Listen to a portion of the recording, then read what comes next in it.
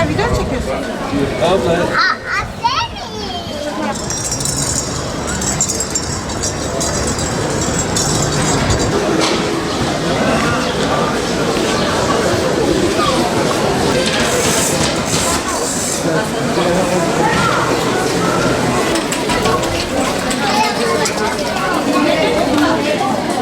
...7 Ekim'de başlayan bir direnişin sonucu olarak Gazze'de şu an oluşan katliamın kınanması için dünyanın dört bir yanında yapılan eylemlere biz de destek veriyoruz.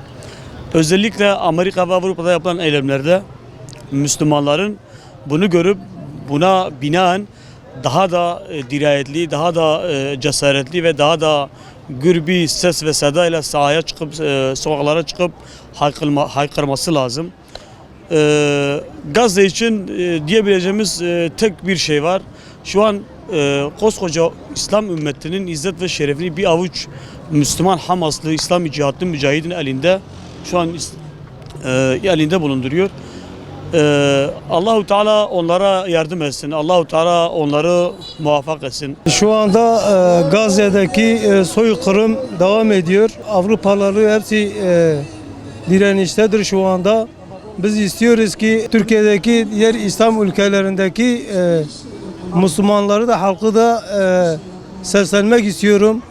Gelsinler bu direnişe devam etsinler. Gazze'ye destek verelim.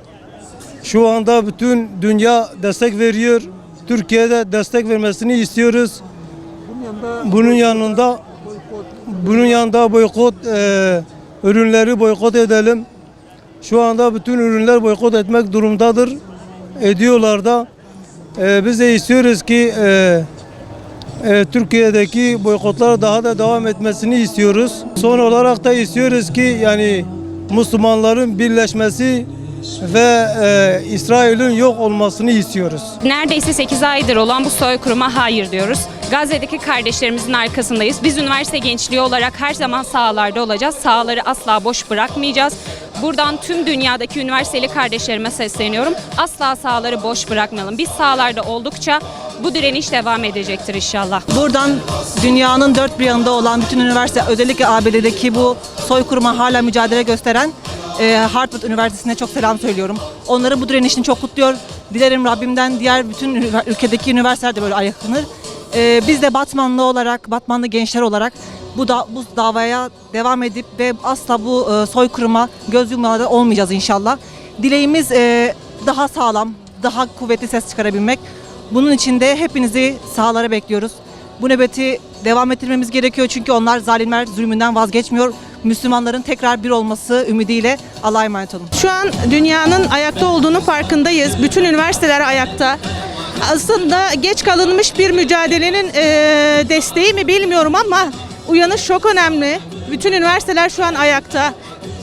Biz de hem üniversiteli olarak, hem toplum olarak, hem Müslüman olarak, hem vicdanlı bir birey olarak bugün buradayız. Bunun sonuç vereceğini düşünüyoruz. Şu an dünya ayakta ve büyük bir uyanışa sebep oldu. Bu uyanışın vicdanlı insanların hepsini ayaklandıracağını düşünüyorum. Ve bu ayaklanış inşallah İsrail'in, Siyonizmin sonunu getirecek ve haklı olan, insani mücadelenin destekçisi olan bütün herkes kazanacak. Ben bunu düşünüyorum, bunu umut ediyorum. Bu yüzden hem buradayım, çocuğumla buradayım ve inşallah bu savaş son bulana kadar bu mücadelenin arkasında olacağım. Dünyanın dört bir yanındaki üniversite öğrencilerinin, vicdanlı insanların da arkasında olacağım ve onlara desteğimizi sürdürüyoruz ve buradan onlara desteğimi bildiriyorum. Burada olmamızın sebebi Aksa'ya, Filistin direnişine destek vermek içindir.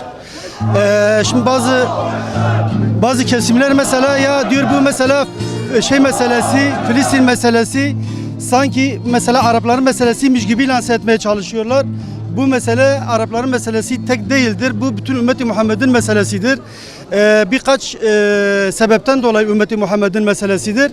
Birincisi İsra 1. ayet. İsra 1. ayet bize oraya sahip çıkmamızın gerektiğini söylüyor.